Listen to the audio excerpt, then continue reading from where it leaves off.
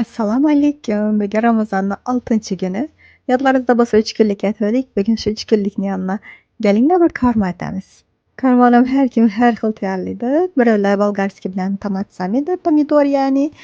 Biz hozir solib shuni pishiramiz. Qarmog'i men qovurg'a suyak solishni yaxshi ko'raman. Dimlab suyakimizni oldin yumshoqatib pishirib olamiz.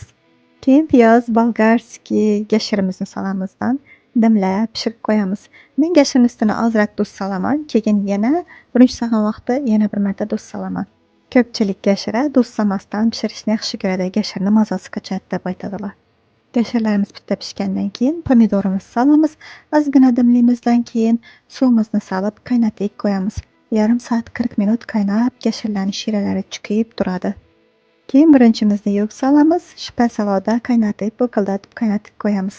Polni suvi shimibalinchalik.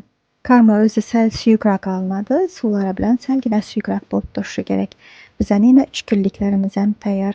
Sochni bo'lib, mazza bo'lib turibdi. Bodringga men yana kamroq uksus solganim uchun rangi shunday go'kimtir bo'lib chiqqan. Menga именно shuni mazasi yoqadi. Agar sizlar boshqacharoq istasangiz, salgina uksusini ko'proq solsangizlar, bodringlaringiz ham tez tayyor bo'ladi. Issiqqina, moziqqina qarmalarimiz tayyor. Duolaringizda meni eslab qo'yishni unutmanglar. Rahmat.